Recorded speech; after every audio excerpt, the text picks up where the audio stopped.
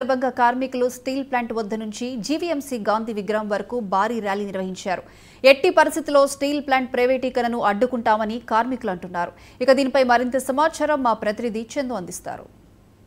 విశాఖ ఉక్కు ఆంధ్ర ఉక్కు అంటూ నినాదంతో విశాఖ స్టీల్ ప్లాంట్ ఏదైతే కేంద్ర ప్రభుత్వం ప్రైవేటీకరణ దిశగా అడుగులు వేసిందో విశాఖ ఉక్కు కోసం తమ ప్రాణాలైనా అడ్డేసి పోరాడి తీరుతాం, విశాఖ ఉక్కుని సాధించి తీరుతాం అంటూ కూడా విశాఖ ఉక్కు నిర్వాసితులు కావచ్చు, విశాఖ ఉక్కు కార్మిక స్థాయిలో అలిపేగన పోరాటం చేస్తున్నారు. అందులో భాగంగానే విశాఖ స్టీల్ ప్లాంట్ ఎప్పుడైతే కేంద్ర ప్రభుత్వం ప్రైవేటీకరణ దిశగా అడుగులు వేస్తుందో నాటి నుంచి నేటి వరకు సుమారు 1000 రోజులు ఈ రోజుకి చేరుకుంది. 1000 రోజుల నుంచి అలిపెరగకుండా అవిశ్రాంతంగా కూడా దీక్ష నిరసన చేపడుతూ ఉన్నారు. అందులో భాగంగానే ఈరోజు విశాఖ స్టీల్ ప్లాంట్ నుంచి విశాఖ గాంధీ విగ్రహం వద్ద కూడా పెద్ద ఎత్తున స్టీల్ ప్లాంట్ కార్మికులు ఉక్కు నిర్వాసులు అందరూ కూడా ర్యాలీ చేపట్టారు. అయితే దీనికి సంబంధించి పూర్తి స్థాయిలో ఇక్కడ కార్మికులందరూ కూడా ఉన్నారు. వీళ్ళని అడిగి తెలుసుకుని అసలు ఏంటి కేంద్ర ప్రభుత్వం వైఖరిపై వీరు ఎట్లా ముందుకు వెళ్ళబోతున్నారు, స్టీల్ ప్లాంట్ ఏ విధంగా కాపాడుకొని తీరుతారు అనే విషయాలు అడిగి తెలుసుకునే ప్రయత్నం చేద్దాం. సార్ చెప్పండి, మీరు చెప్పండి ఏ విధంగా ఈ ఉద్యమాన్ని ముందుకు తీసుకెళ్లబోతున్నారు? సుమారు మీరు ఉద్యమం చేసి 1000 రోజులు అవుతుంది. ఈ ఉద్యమాన్ని ఏ విధంగా మీరు ముందుకు తీసుకెళ్దాం అనుకుంటున్నారు? నరేంద్ర మోడీ గారి ప్రభుత్వం అధికారంలోకి వచ్చిన దగ్గర నుంచి ప్రభుత్వ రంగ సంస్థలన్నీ కూడా అమ్మకానికి పెట్టింది. అందులో భాగంగానే ఈరోజు స్టీల్ ప్లాంట్ ప్రైవేటీకరణకు వ్యతిరేకంగా విశాఖపట్నంలో ఉండే కార్మిక వర్గం, రాష్ట్ర వ్యాప్తంగా ఉన్న కార్మిక వర్గం, ప్రజలు కూడా విశాఖ ఉక్కు ఆంధ్రుల హక్కు, దీన్ని మేము ప్రైవేట్ పరం కానివ్వు అని చెప్పి గత 1000 రోజుల నుంచి కూడా వివిధ రూపాల్లో పోరాడుతూ ఉన్నారు. చలో ఢిల్లీ పెట్టారు, చలో విజయవాడ పెట్టారు.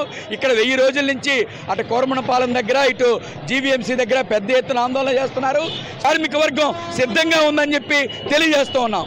సార్ మీరు చెప్పండి, సుమారు 1000 రోజులుగా స్టీల్ ప్లాంట్ ఉక్కు పరిరక్షణ కోసం మీరు విశాఖ స్టీల్ ప్లాంట్ దగ్గర నుంచి నిరసన చేపడతా ఉన్నారు. 1000 రోజుల నుంచి చేపట్టినా కూడా రాష్ట్ర ప్రభుత్వం కావచ్చు, కేంద్ర ప్రభుత్వం నుంచి మీకు మద్దతు కరువైందని చెప్పవచ్చు. ఇటువంటి పరిస్థితుల్లో 1000 రోజులు పూర్తయిన సందర్భంగా మీరు ఏ విధంగా ముందుకు వెళ్తున్నారు, ఏ విధంగా ముందుకు వెళ్ళి స్టీల్ ప్లాంట్ కాపాడుకుంటారు? ఆల్రెడీ మన మోడీ గారు అనౌన్స్ చేసిన తర్వాత పోస్కో మనం కట్టబెడదామని చెప్పి దాన్ని తీవ్రమైన దీన్ని చేశారు. ఏదైతే ఇప్పుడు పోస్కో వెనకడుగేసిందో అదే మన కార్మికులు మొదటి విజయంగా భావిస్తున్నామండి. ఏదైతే మనకి గతంలో కూడా మనకి చట్టాలను ఇంప్లిమెంట్ చేయడానికి కూడా చాలా సందర్భాల్లో చూశారు. డిస్ఇన్వెస్ట్మెంట్ ప్లాన్తో చాలా ప్రభుత్వ రంగ సంస్థలన్నింటినీ కూడా నిర్వీర్యం చేసి అమ్మేద్దామని చెప్పి ఆలోచనలో ఏదైతే మోడీ గారు ఉన్నారో ఇది కేవలం కార్మికుల వ్యతిరేకంగా చేస్తున్న ఇది కానీ కార్మికులకు ఎటువంటి సపోర్ట్ లేకుండా కేవలం గవర్నమెంట్ సంస్థలు అనేవి నిర్వీర్యం చేసి అమ్మేద్దామనే చూస్తున్నారు. రేపు ఎలక్షన్స్లో మోడీ గారికి ప్రతి కార్మికుడు బుద్ధి చెప్తాడని చెప్పి మేమైతే విశ్వసిస్తున్నాం. ఈ దిశగా మేము ముందడుగు వేసి షిప్యార్డ్ ఏజెన్సీ నుంచి కూడా మేము దీనికి సంఘీభావం తెలుపుతూ ప్రతి దాగుతూ ఖచ్చితంగా దీన్ని ప్రభుత్వ రంగ సంస్థలు కొనసాగించేలా చూస్తామని మేము అందరికీ సార్ మీరు చెప్పండి, 1000 రోజుల నుంచి కూడా మీ నిరసన ప్రదర్శిస్తున్నా కూడా అటు కేంద్రం కావచ్చు, ఇటు రాష్ట్ర ప్రభుత్వం కావచ్చు చర్యలు అనేవి తీసుకోవడం తూతూ మంత్రంగానే ఉన్నాయని చెప్పి చాలామంది చెప్తా ఉన్నారు. ఈ సందర్భంలో మీరు ఏ విధంగా ఈ ఉద్యమాన్ని ముందుకు తీసుకువెళ్తారు, ఏ విధంగా స్టీల్ ప్లాంట్ని కాపాడేందుకు మీ తదుపరి కార్యాచరణ ఏ విధంగా ఉండబోతుంది? నేను షిప్ యార్డ్ ఐఎన్టీసీ అండి, ప్రెసిడెంట్ గారు ఇప్పుడే మాట్లాడారు. నా పేరు శామ్యుయల్. ఏంటంటే షిప్ యార్డ్ పబ్లిక్ సెక్టర్ అన్నాడు జవహర్లాల్ నెహ్రూ గారు, వీళ్ళందరూ కలిపి ఈ పబ్లిక్ సెక్టర్లని ఆధునిక దేవాలయాలుగా స్థాపించారు. అయితే ఈ మోడీ గవర్నమెంట్ వచ్చిన తర్వాత ఈ యొక్క పబ్లిక్ సెక్టర్స్ని ప్రైవేట్ సెక్టర్లుగా చేసి ఆ ఇష్టానుసారంగా ఆయన వాడుకుంటున్నాడు. అయితే సుమారుగా 1000 రోజులు స్టీల్ ప్లాంట్ కార్మికులతో అక్కడ ధర్నా చేస్తున్నారు. అయినా సరే కనీసం వీళ్ళందరినీ మెల్లిమెల్లిగా బ్లాస్ట్ ఫర్నిచర్ 1, 2, 3 కూడా అప్పుడే జిందాల్ కంపెనీకి ఆడు ఎంటర్ చేస్తున్నాడు. ఈ ఉద్యమాన్ని ముందుగా తీసుకెళ్లి ఈ యొక్క ప్రైవేట్ సెక్టర్ని అడ్డుకుంటాం, మా ప్రాణ త్యాగాలకైనా దిగజారుతాం అని చేత కార్మికులు రక్షించుకునే పొందాగా ఇప్పుడు విశాఖపట్నంలో ఉన్న ఇండియాలో ఉన్నటువంటి అన్ని ట్రేడ్ యూనియన్స్ ఐఎన్టీసీతో సహా కార్మిక రంగంలో ఐఎన్టీసీ పెద్ద ట్రేడ్ యూనియన్గా ఉన్నది కాబట్టి ఈ ఐఎన్టీసీని మేము ముందు తీసుకెళ్తూ వాళ్ళకి సంఘీభావం తెలియపరుస్తూ మద్దతు తెలియపరుస్తున్నాం. సుమారు 1000 రోజులు అవుతుంది.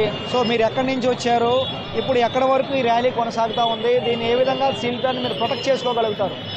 స్టీల్ ప్లాంట్ నుంచి బయలుదేరి బైక్ ర్యాలీగా ఇక్కడ వరకు చేరుకున్నాం. ఇప్పుడు ఇక్కడి నుంచి గాంధీ విగ్రహం వరకు 1000 రోజుల నుంచి స్టీల్ ప్లాంట్ పోరాటానికి సంఘీభావంగా జరుగుతున్నటువంటి ధర్నా ఏదైతే ఉందో అక్కడ వరకు ఈ ర్యాలీ, అక్కడ బహిరంగ సభ అనేది జరుగుతుంది. నేను చెప్పదలుచుకున్నది ఏంటంటే విశాఖ స్టీల్ ప్లాంట్ని ప్రైవేటీకరణ 100 రోజుల్లో చేస్తామని చెప్పని మోడీ ప్రకటించాడు. 1000 రోజులైనా కానీ స్టీల్ ప్లాంట్ మొత్తంగా ప్రైవేటీకరణ చేయలేకపోయారు.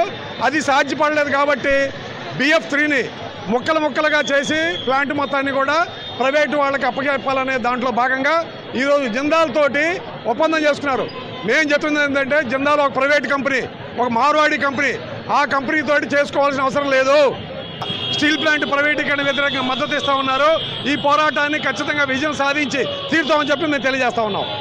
రైట్, ఇది ప్రస్తుతం ఇక్కడ పరిస్థితి. పూర్తి స్థాయిలో ఏదేమైనప్పటికీ కూడా మా ప్రాణాలు ఎదురొడ్డైనా కూడా విశాఖ స్టీల్ ప్లాంట్ను కాపాడుకొని తీరుతాం. ఎంతోమంది ప్రాణ త్యాగాలను వృధా కానివో 100% కేంద్ర ప్రభుత్వం దిగి వచ్చి విశాఖ స్టీల్ ప్లాంట్ని ప్రభుత్వ రంగంలోనే నడిపే విధంగా పూర్తి స్థాయిలో చర్యలు తీసుకునేంత వరకు కూడా తమ ఉద్యమం ఆపదు. 1000 రోజులు కాదు, 2000 రోజులైనా కూడా ఇదే ఉద్యమం, ఇదే పోరాట స్ఫూర్తితో ముందుకు వెళ్తామని చెప్పి కూడా కార్మిక నాయకులందరూ కూడా మనతో చెప్తున్న సందర్భం అయితే కనిపిస్తుంది. Camera person Suryaprakash, Chandu, 99 TV, Visakhapatnam.